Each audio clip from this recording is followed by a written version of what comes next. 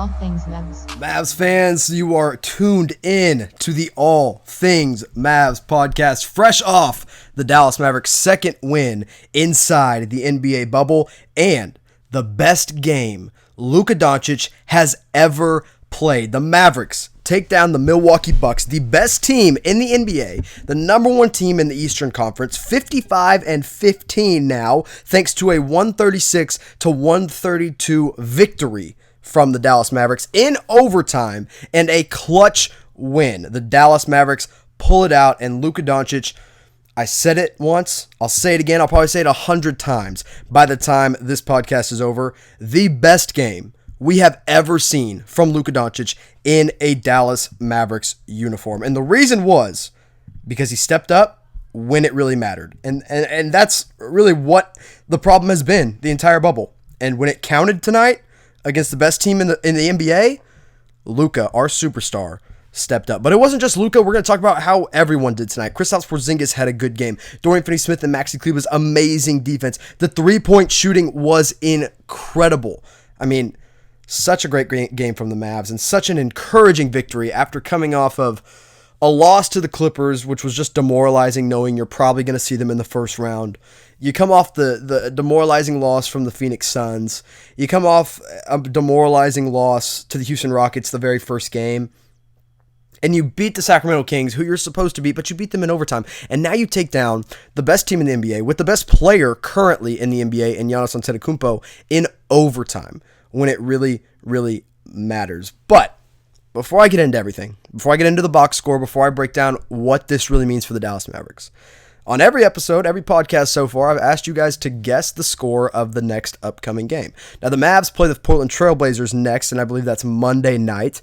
Nobody's guessed the correct score. People got close on this Bucks-Mavs ones, but most of them were picking the Bucks. Not a lot of y'all picked the Mavs in the comment section. So what I'm going to do, I'm going to make it the pinned comment. All you got to do is scroll down. You predict that correct score of the Portland Trailblazers-Dallas Mavericks game, and tell me who's going to win it. And I'm going to Venmo you, personally, from my pocket to yours, $30. If you get the score correct, and you get the winning team correct, which hopefully is the Dallas Mavericks. So go down to the comment section. Probably going to get hit with an ad break here on YouTube. Predict that score. If you get it right, $30. If you get it wrong, we'll keep doing it until the end of the NBA playoffs for everyone, until somebody finally predicts a correct score. Now let's talk about this game, because my goodness, all game long, the really one of the best games the Mavs have played all together as a team. I mean, listen, first quarter the Mavs are leading by 3, 35-32 at the end of it, and then second quarter, somehow, some way, the Mavs transitioned their terrible third quarter play into the second quarter. And they just get blown out in the second quarter, and all of a sudden we're going into halftime with a double-digit deficit, really, against this team, who you just never want to go down against. But then the Mavs pulled out, and the third quarter is probably their best third quarter they've ever played. Like, by far the best third quarter they've played in the bubble, probably the best third quarter they've played, really, this entire time. And then the fourth quarter comes around. And the fourth quarter is a little rocky, a little shaky. You let Brook Lopez just dominate you. But somehow, and some way, thanks to Luka Doncic, they will their way to overtime, where they just played out of their minds. They tried to let them come back. They tried to let the Bucks come back, but it did not happen. And I want to... let's just talk about Luka. Let's just do it right now. I was going to wait until I got into the box score, but I'm going to talk about him right now. 36 points, 19 assists, a career high. 14 rebounds, plus 12 in the box score, 3 of 9 from 3, 12 of 24 from the field, goes 9 of 10 from the field, the free throw line, including 2 clutch free throws to send it to overtime. He plays some pretty solid defense against Wes Matthews and even George Hill a little bit and Eric Bledsoe. But the stat that stood out to me, I mean, listen, all those stats stand out to me. 36 points, incredible, career high 19 assists, 14 rebounds against a team that just rebounds out of their minds in the Milwaukee Bucks. All great, but 19 assists with 2 turnovers against the best defensive team in the league was so impressive and so very necessary to this team. The best assist of the game, and arguably the best assist of Luka Doncic's career, was in overtime when the Bucks are going on a run. They're about to start really just putting the pedal to the metal and pushing down the gas, and Luka drives right, or was he driving left? Whatever way he was driving, splits his own legs, does a pass between his legs, hits Maxi Kleber on the run, Maxi dunks it, and won. And that really sealed that overtime win for the Dallas Mavericks. I mean, there were a couple free throws Dorian Finney-Smith hit that were super clutch, but that dunk by Maxi was insane. And Luka was great, but I mean, he was by far the best player on the floor. He is by far the best player on this Dallas Mavericks team. But let's talk about everybody else. Let's go through the box score, and let me tell you just how great everyone really played in this game. So Luka, 36, 19, 14, 2 turnovers. Next leading scorer is Dorian Finney-Smith, who had his best game in the bubble, and arguably one of his best games, if not his best game, as a Dallas Maverick. 27 points, 11 rebounds, 5 assists. Incredible defense on Giannis Antetokounmpo, on Chris Middleton, on whoever he was told to guard. He pinned Giannis Antetokounmpo, I think, going into halftime. He had an incredible block. He made one play, I think it was in overtime, when he went up for a layup. Giannis went up for a layup. Dorian Finney-Smith is guarding him on the baseline. Finney-Smith swipes down. Everyone thinks it's a foul, including Giannis, and they played the replay. Incredible defense. And then Giannis goes down, makes a silly foul on Kristaps, which really looked almost flagrant, but it was almost a clean block. And then next up, Kristaps Porzingis, 26 points, 11 rebounds, 3 assists. He was 9 of 24 from the field, 1 of 6 from 3, but 7 of 7 from the free throw line. And he was early on, didn't really do it as much in the clutch, but early on in the game was making his turnaround jump shots, bank ins off the side of the backboard, and really from the baseline over smaller guys like Pat Connaughton, who he got switched over to quite a bit. Maxi Kleber, 15 points, 3 rebounds, an assist, a steal, a +5 in the box score. Also, incredible defense. He was tasked with Giannis almost the entire time. So, incredible game there by Maxi Kleber. Trey Burke, 20 minutes, but he had 10 points, 4 rebounds, 3 assists. He really made a huge difference for this team. He was a +10 in the box score. And he's 3 of 13 from the field. He chucked up a bunch of shots, but he was making plays, and he was drawing defenders. Tim Hardaway Jr., not a good night for him. 8 points, 3 of 11, 2 assists, 2 rebounds, 5 fouls for him. Next leading scorer, Justin Jackson, had 6. He actually came in and gave you a good spark. I know I'm the Justin Jackson lover. I know nobody can really trust me when I say how good of a game Justin Jackson had, but he had a good game. 6 points in 17 minutes of action, 2 assists, 2 steals, 2 rebounds. So pretty good numbers across the board for him. And he was +13, which was the highest plus-minus in the box score, so you can't argue with me there. All right? I don't care what you say. I like Justin Jackson. He looked good tonight. He went strong to the rim. He didn't just lay it up when he could have tried to dunk it. I like Justin Jackson. Anyway, keep it moving here.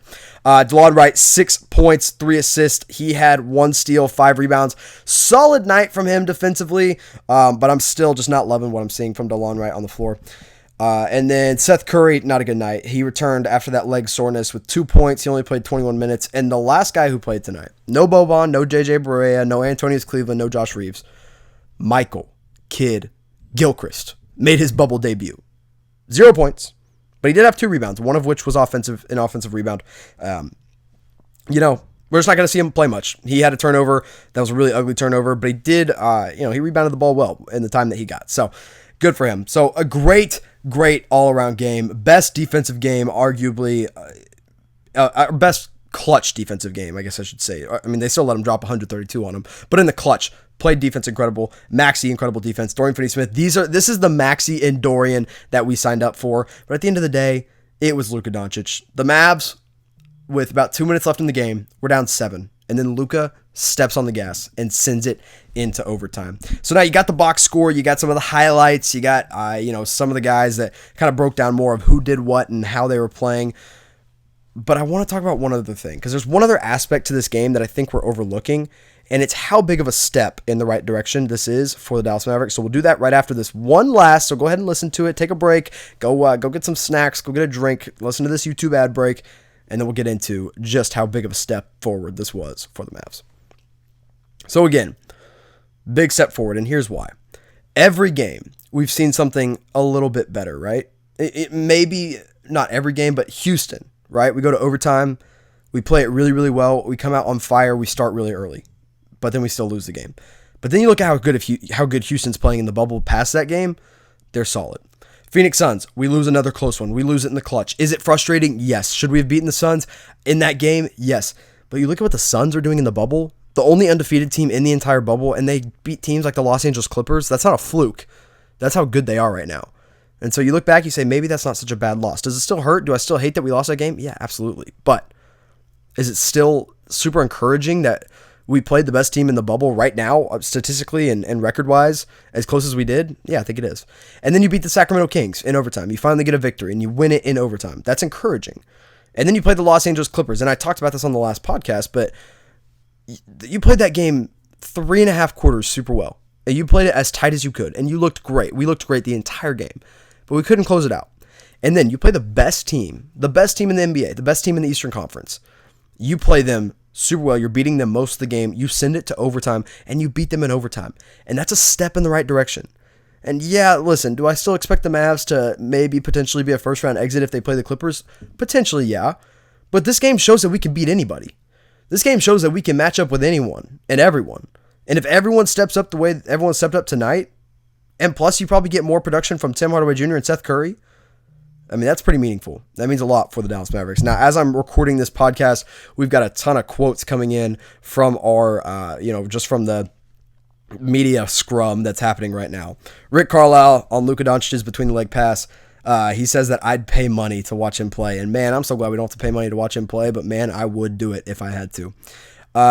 Rick Carlisle was also asked about this team and just how good they were. He said the leadership aspect is just as big as these ridiculous statistics, with Luka Doncic being the incredible player that he is and the numbers that he's putting up, and arguably statistically one of the best players in the bubble right now. But he's also doing it, vocally, and he's talking to his team and he's leading his team. Rick on Luka Doncic, says he's a phenomenal player and he's getting ready by the hour, by the day, which means he's just getting ready for the playoffs, man. He really is. I mean, he's gearing up. We're about to watch this kid go to the playoffs. One of the greatest 21-year-old to ever play in the NBA.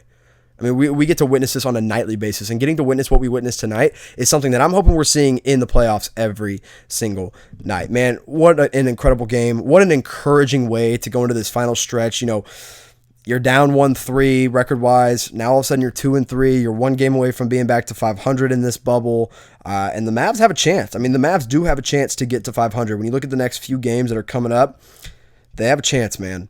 Utah. Oh, so that's the game you got to predict. They play Utah on Monday night.